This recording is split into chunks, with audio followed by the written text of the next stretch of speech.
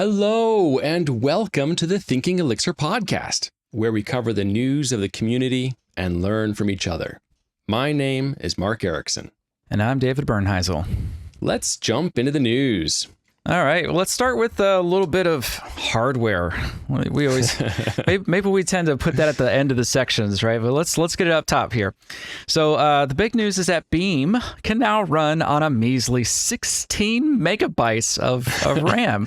That's pretty incredible. All right, so that doesn't mean that you can just mix release your way into 16 megs. There's some specialized scripts here. Not all of this is actually released either. So maybe jumping the gun a little bit. But on grisp.org, this is, if you've heard of Grisp, you know exactly what I'm talking about. Grisp.org has a new blog post out there that goes into detail on all of these things. So I definitely recommend you go check that out. But here's a quote from it. Last Monday on June 2nd, at Code Beam Lite in Stockholm, Pierre Stringsinger, I hope I pronounced your name right, opened his presentation with the question, can the Beam fit into 16 megabytes? Contrary to the usual newspaper headline theory, the answer is yes in this one, not no. So 2 days later, the Grisp Nano prototype answered with an Erlang shell prompt. And that success rests on the work that we've carried out since mid-2024. All right, end of the quote there. What is Grisp? Grisp is a hardware project centered around the Beam, and it's about getting the Beam to run on little Raspberry Pi like hardware, but it's specialized for Erlang. And so the Grisp Nano is some hardware that is not out yet, so you can't buy it right now. They're still prototyping that, and so the Grisp Nano is the thing with 16 megabytes of RAM, and they're among other specs. So it's not out yet, but it looks like it's around the corner given the presentation and the progress that they're talking about. And I found out it was interesting. One of the optimizations that they made to make it fit in here was to trim the Unicode tables because Unicode is so massive.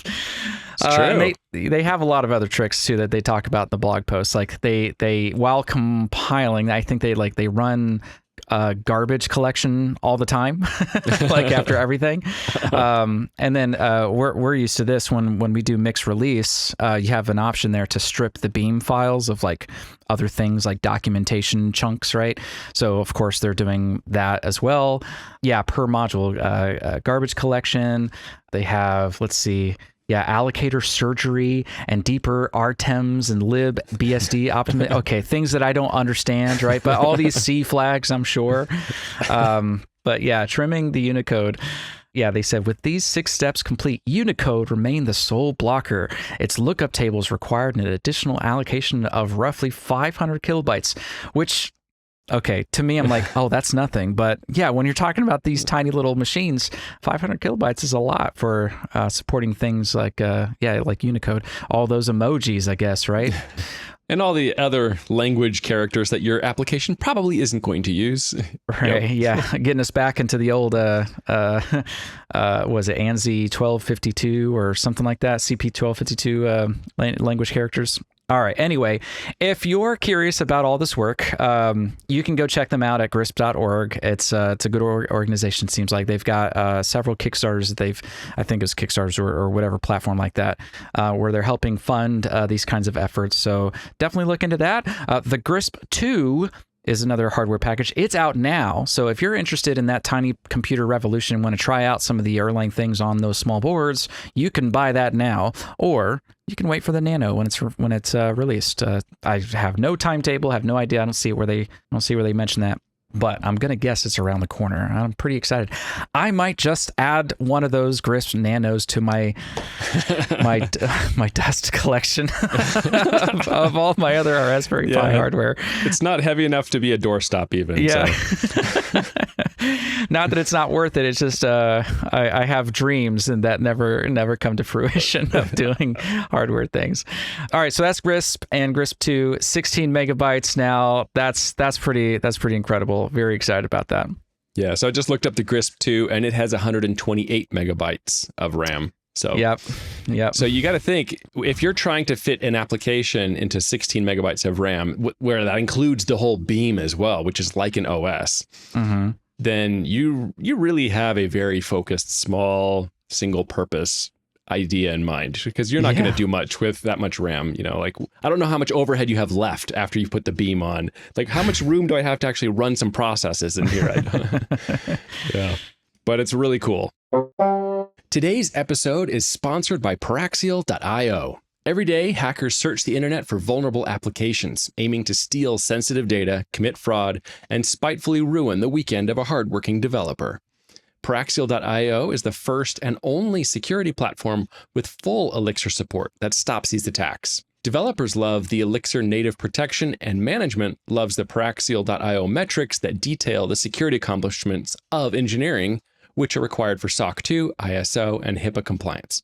Sign up for a free trial of Paraxial.io today and mention Thinking Elixir when you schedule a demo for a special offer. Check it out today at Paraxial.io. And next up, the BBC is using Elixir. That was a really cool little announcement that came out of ElixirConf EU talk that was published recently. So during ElixirConf EU, this talk was given. It's how Elixir powers the BBC from proof of concept to production at scale. That video has now been released. We got a link to that where it's been published on YouTube. What's interesting is Elixir has been running at the BBC for 6 years now. And the revelation that was kind of interesting and seemed to be getting a lot of attention was that this Elixir application is now serving most BBC web and mobile traffic. So maybe not exclusively 100%, but like most of the traffic that is going to the web and mobile is all running through an Elixir application, which is really cool. And the BBC, we got a link to this as well, has a job posting that's open right now that is about a senior software engineer for Elixir. So that's very cool. Anyway, I just think it's awesome when you see these things that are high profile because, friends and family, they kind of humor us when we talk about what we do for our jobs. And they're like, yeah, I have no idea what you're talking about. But they know what the BBC is. So people know what WhatsApp is and Discord perhaps, and these big consumer focused companies. And so it's just really cool when Elixir is involved with some piece of that and their success that they're seeing. So anyway, it looked like a really interesting talk. I haven't seen all of it. I saw some of it, and it looked like something that you definitely want to check out. Next up, there's a good video posted to some social media about why GenStage's pull-based design works so well. I agree wholeheartedly. So Anthony from Sequin has recorded a video. By the way, they do a lot of like educational material out there too, just these quick little short posts. So definitely someone worth following on the social medias. But he's written and recorded a 6-minute video that explains how GenStage works. And in their case, when they switched over to using GenStage, it sped up their data processing pipeline by about 50%. That's a good number. and the big idea here, right, is that it's moving from a push-based processing to a pull-based processing workflow, which is kind of central to what GenStage is doing, right? You've got a series. I won't redo the whole video, right? You should go watch the video. But GenStage in a nutshell is you got producers, you got things in the middle called producer consumers, and then you have consumers, and you have a demand system. And so when there's no demand for things because things are slowed down or clogged up or something, then the producer simply won't produce, leaving all of the headroom for actually processing the things, right? It goes into a little bit more detail than that. And then this is my own commentary on top, but if you are on GenStage now and you need a distributed version of that, you should definitely look into Broadway, which adds a little bit more helpful functions on top of that. And Flow is the other one. Flow would be not so distributed necessarily, but gives you other conveniences on top, such as like windows, timed windows, like don't wait more than 50 seconds or something, and then just go ahead and push the batch out. Anyway, great video. We got a link to it. It's only 6 minutes long, so do yourself a favor and just go watch it. And next up, have you ever needed to extract data from a PDF? It's something that I was thinking about recently, and then I saw this post on social media, and I thought, oh, this is well-timed. This is interesting. This is new. So there's a new library called PDF_extractor. And this particular project leverages the Python library PDF Plumber. So it's building on an existing Python library. It's not re-implemented or anything. It's using the Python library, but it's also using Python X, which is one of those recently released libraries into the Elixir community, where it allows Elixir to run an embedded Python instance.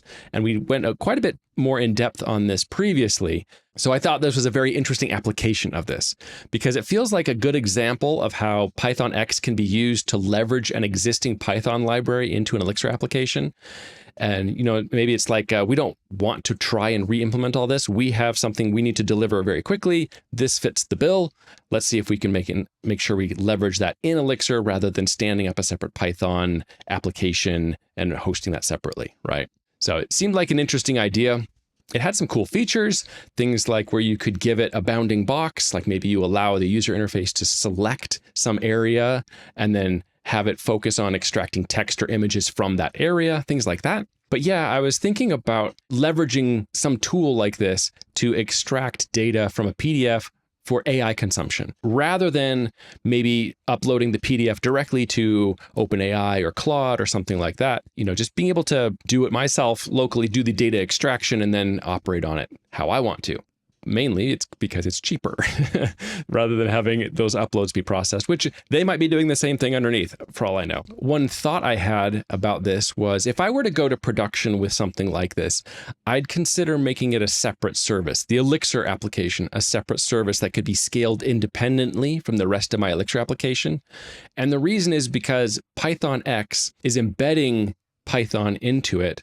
And that does not get you around the GIL, which is the global interpreter lock that Python has, which means only one Python process can be running at a time. And that could block up the whole rest of your application, depending on what your application is doing. At least it would block up other Python related tasks. So if I was doing a lot of PDF stuff, I would want to scale that separately. So just something to think about. If you got some stuff you're wanting to experiment with locally, it'd be a great option for that. Yeah, I like this new. I guess it's new. I don't know. It doesn't. Maybe it should feel new to me. But it doesn't. I don't know why. But I know that we've had like Zig and Ziggler. I know we've had Rust and Rustler, and I know that there's like native C things. There's which Fine is now kind of helping out with as well. Fine is another library that helps with C. Is it C or C++? I forget, but one of those bindings. I think it was C++. Yeah. Was it? Yeah, I think that sounds right. And then there's Python X, which travels with Fine for what it's worth. But Python X, yeah, is just another one of those big doorways into this other ecosystem that we can leverage. And let's not forget about like Deno Writer or Deno, however you say that, but Deno Writer is another one for like the Node ecosystem for getting those processes to run separately and get results from that, from an Elixir process. So the whole world's wide open, so those complaints I hear about like, well, we just don't have enough, libraries. First of all, I don't think that's necessarily true. But second, there's nothing stopping you from calling out to those things. One day I'll shed the feeling that if we shell out, then we sell out. But they got great things over there. Yeah, and I was thinking, I mentioned the idea of running it as a separate Elixir service, and I was realizing, it doesn't have to be a full separate web service.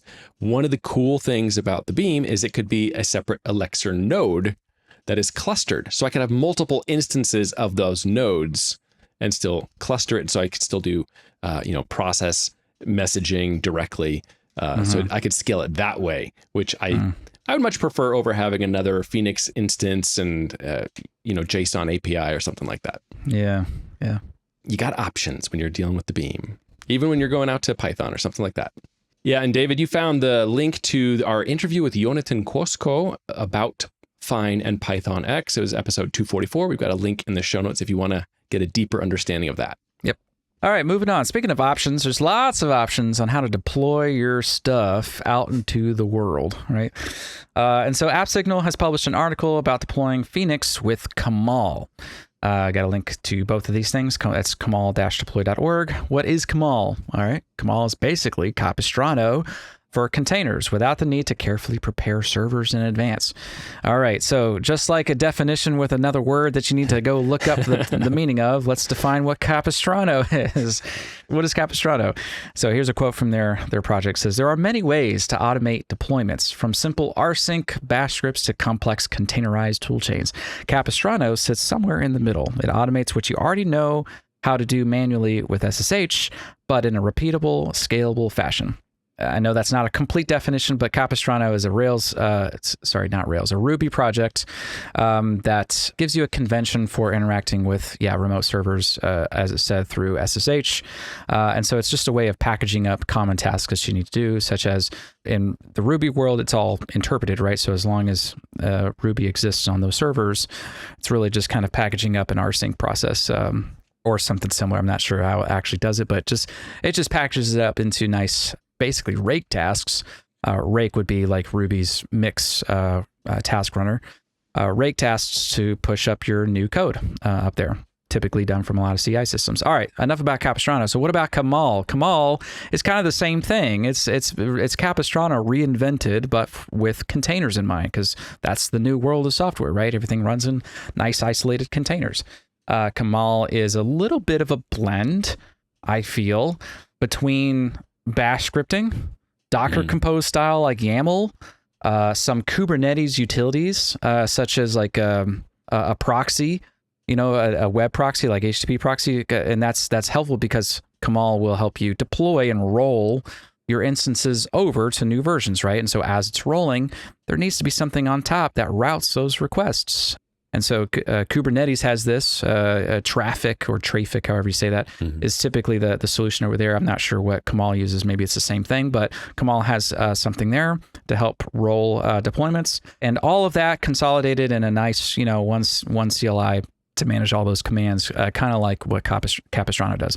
All right, so now you know about all of these things. Kamal, Capistrano, now how do I use it? Finally, we get back to the app signal article. So there's a wonderful article. It goes from the beginning to the end. Really shows you how to set up the server. So this is focused on bare metal deployments, right? So this is not like a Fargate kind of solution here where you're signing up for a bunch of added value, services on AWS or something. It doesn't really matter where it's being deployed as long as it's just a regular old, computer out there like EC2, right? For talking in AWS terms here. So if you just have a server that you can SSH into, then Kamal will be able to help you out with that. But it keeps the container style, deployment out there. So if you're curious about that, you should go check out kamal-deploy.org and see how it works. Tweet at me or post at me on Blue Sky. Tell me how it goes. I haven't used it in anger, but it seems like a good counterbalance to all of the services that all these big cloud providers are charging us for. It's getting us back to simplicity a little bit. Well, I think it's interesting also because there may be a number of Ruby shops who are following some of that move away from the big cloud stuff into more self-controlled deployments, and they may be running some Phoenix applications like, hey, we would like to experiment with Phoenix. We would like to deploy, or we already have some additional Elixir Phoenix applications. So it's like, hey, how do I deploy that with Kamal too? So it's cool just to get the coverage. It's not like Kamal is exclusive to the Ruby community by any means. Yeah. You do have to bundle install stuff to get Kamal, which feels weird to me. So retro. Yeah, it feels retro. It does. But hey, it works. And for what it's worth, Capistrano also works with non-Ruby projects. If people use it for PHP as well. So no shame in using Capistrano if that's your flavor. All right, and next up, Elixir School has a lesson about embedding Lua in your Elixir applications. So it's been a long time since we've mentioned Elixir School, and this is a good time to bring it up again. So Elixir School is a free and open resource with lessons for learning Elixir. There's a number of volunteers who help translate the different lessons into different languages, and the website and the lessons are all open source on GitHub, so you can make corrections or make contributions, and it's completely open in that way. So for you out there who are Elixir curious or who have been playing with Elixir, it's a great free resource that you might want to know about if you weren't already aware of it. So we've got links to the GitHub and this lesson in particular. So what this lesson was about, this new one, was about the Elixir Lua package that we recently talked about, where Dave Lucia wrote an Elixir-friendly wrapper around the Erlang LuErl package. And what this is all about is making it so Lua scripts can directly interface with an Elixir or Erlang application. So Lua is really, it's a wonderful scripting library for automating all types of tasks. I know it used to be very common in game scripting, like when people were doing games, like the kind of dynamic rules that you might want to provide outside of the normal compiled game. You could do that. You could customize, make add-ons or whatever. But David, you've mentioned that it's used in NeoVim, I think, right? Oh yeah, anyone using NeoVim is fond of Lua, because back in regular Vim days, it was all Vim script, which is just a different kind of limited scripting thing. And Lua is just much more extendable, and you can use that in other places. It's just a little bit more common. Like, you're only going to ever use Vim script in Vim. You're never going to use that anywhere else. So, but yeah, NeoVim has adopted Lua as its configuration and configuration language now, which is pretty cool. What's nice about this little lesson is it gives you like a little crash course into how to do some types of things with Lua. Like me, myself, I haven't had any previous real in-depth experience with Lua other than hacking on an existing script. So maybe just making small tweaks. So it gives you a good place to jump into it from if that's something you're interested in doing. Yeah. A good use case is really just for sandboxing some kind of user input like code, right? Mm-hmm. Lua is an extension language, right? It's not necessarily meant to be ran only on its own. I don't think a lot of folks out there would be writing purely like Lua programs. I'm sure that's possible, but Lua just has a lot of limitations on there, intentional limitations on there. So it's commonly used, as a sandbox kind of environment to get some scripts. Yeah, it's a really cool lesson. Lua leveraging Luurl, and by Lua I mean the TV Labs repo Lua, the wrapper around it, operating on the shoulders of Luurl from Robert Verding, one of the OTP greats. Pretty cool to see. Yeah, that it kind of surprised me to see the article pop up there, the lesson on Lua. Mm-hmm. I was like, that's pretty cool. I like that. Yeah. All right, next up, Peter Solnika releases an inflection library. Who is Peter Solnika? He's another contributor out there. A lot of folks would know him from the Ruby community. He helped write ROM, and he was part of the Hanami core team. We've talked about it in other episodes. I won't go into detail here, but he's a good, friendly face. Let me just put it that way. And Peter is definitely in the Elixir community, contributing a lot here. And so he had asked on social media. I was following him. He's like, "Hey, is there an inflection library out there?" And I was like, "I don't really think there was one. I think a lot of folks are just kind of using like the minimal functions that are available in Elixir. So there is like macro dot underscore, I think. But it's really about code, not about like language, right? So it's not quite the right fit for things. And then there are string functions like capitalize, I think, but not all of the typical inflection things that you might want to do. So what is inflection? Inflection is about taking a word and expanding it or inflecting it into different forms, such as the word child. You can inflect that into plural form, which would be children, or country talk of youngins out there. It would be great if it did have like a country talk function out there, but that's not actually in there. Just kidding about that one. So the README has lots of examples you can look at. So once you look at those examples, you know exactly what this is going to give you. Acronyms are also another thing, right? So API, HTTP, all those things are just always uppercase. Acronyms are typically difficult because a lot of standard, string utilities. If you just do string.capitalize on that, it's just going to do big H, little t, little p. Yep. But that's it. It should be an acronym, all caps everywhere. So an inflection library is one of those kind of places where you'd put that kind of configuration to remember those things, and then it's just a nice centralized library for common UI. It's mostly for UI or anything that's rendered kind of tasks, emails and UI things like that.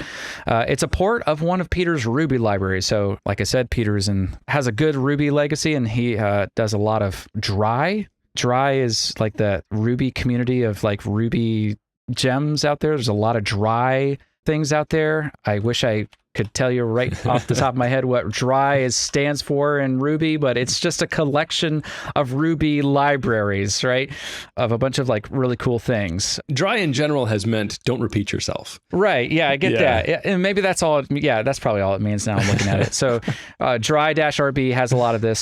So they've got a list of all the gems out there. So there's dry files, dry events, dry operation, dry monads, dry matcher, dry struct, all sorts of like these things that you just need everywhere, right? And there's dry inflector in there. So this is a port of dry inflector. And for what it's worth, Peter might be adopting a dry approach here where everything is kind of like in this drops. It's called drops inflector, by the way. Everything is this drops little mini ecosystem of just like cool utilities out there. I'm very excited to see if this grows. Peter seems like a great guy. He writes some pretty great code. Anyway, I probably spent way too much time talking about an inflector library here, but I'm excited to see where this evolves. And next up, Fly.io announced that they have Docker Compose support now. I should qualify this. It's all early days, and there's a lot of questions that we still have around exactly what this means. So we've got a number of links that we gathered up when we were researching this. But they describe it as that Docker Compose compatibility is beginning. It's the ability to deploy your existing Compose apps to Fly without code changes. And you're just adding to your flytoml file a special compose.yaml config. And then you add that config to your flytoml and deploy, and it supposedly works. So you can debug locally, test features using Docker Compose, and then ship to production. And it includes multi-container apps deploy support. So really, when we were looking at this, the question we weren't fully able to answer, but what we think it is, we think this is still deploying this set of containers to a single machine, as opposed to I'm using a Docker Compose, stand up multiple machines and have them network together. So we don't think it's the latter. At least from everything we've seen, it appears to be that this would just be, I'm developing locally with Docker Compose all in one machine. I'm deploying that all in one machine is what it seems to be, which is still interesting and neat because sometimes, like I've set up like a WordPress with a MariaDB with an Nginx and using Docker Compose to hold it all together, right? That kind of a thing could just be deployed and just makes that easy. So that's pretty cool. One of the things they said in their little announcement was, this is just the beginning.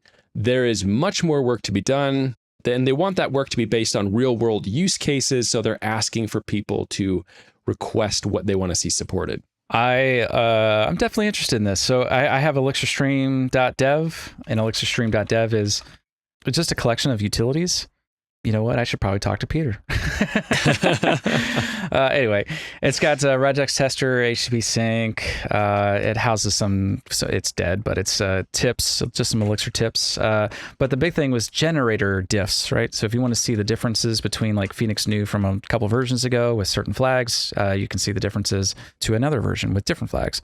And I use Docker there, and it was quite a pain to get that set up and fly with one machine. And so I'm kind of curious if this is going to help me out. Maybe I can just deploy a Docker Compose file. That would be pretty interesting. Yes, I got a link to your Elixir Stream Gen Diff. That we got a link to that in the show notes, so you can check that out as well. All right, last one. ElixirConf full agenda is live. It is now, definitely live. You can go there. You can see all the talks, not just the keynotes. So it is now time to start planning what you're going to go see, who you're going to see live, right? So at the time of us recording this, it's about 4 weeks away. That's ElixirConf, 4 weeks away, 3 weeks by the time this episode probably rolls out, and 2 weeks away from their ticket price increasing. For those late birds, if you haven't gotten your ticket yet, maybe go consider getting one while it's still a little bit cheaper. And since you're a good listener of our show here, you can use the discount code of Thinking Elixir, big T, big E, Thinking Elixir for 10% off of the ticket price. We also have a link if you check out the show notes that'll get you right to that discount code. I'm seeing a lot of good talks here. I'm kind of scrolling through some of these. The schedule seems to be a little bit shorter than last year, right? Some of the talks are 45, but for 45 minutes. Some other talks are about 20 minutes, right? If I remember right, some of the other earlier Elixir confs were, generally everything was about 35 minutes long. Let's see. So I'm seeing some stuff about like telemetry-driven development by Noah Betson. That seems pretty interesting. Dennis Beatty is going to be talking about you can build an AI agent. We got, of course, there's going to be AI talks here.